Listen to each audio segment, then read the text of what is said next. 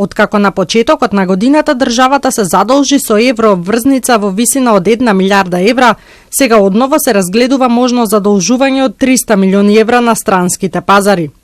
Владата на седница изминатава недела го задолжила Министерството за финансии да ја стартува постапката.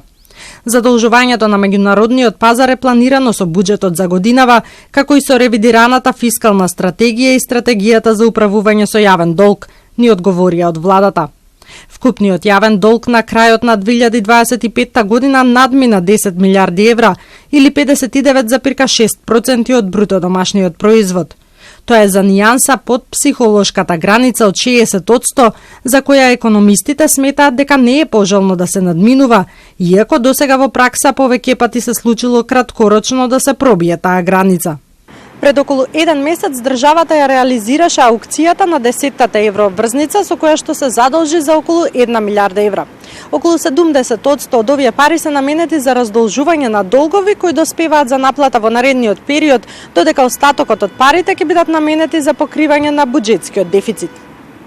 Според економистите, задолжувањето за раздолжување технички е оправдано затоа што старите долгови мора да бидат исплатени, меѓутоа структурно, новите долгови не генерираат дополнителен раст затоа што не ја поттикнуваат ниту инвестициската компонента, ниту продуктивноста. Спорно е што многу пати досега каматата за задолжувањето била повисока од стапката на економски раст, што на среден рок представува проблем за потенцијалот на економијата и на земјата да ги исплаќа овие долгови. Дополнителен проблем што представува ризик за управувањето со јавниот долг се така наречените невидливи долгови.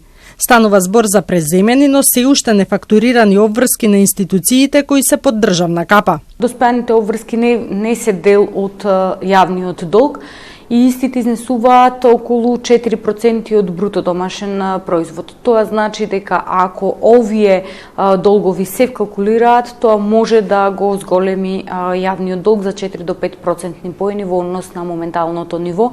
Од тука, покрај структурни реформи на целиот јавен корпус, експертите посочуваат дека за да запре растот на јавниот долг е потребен економски раст од најмалку 3,1%.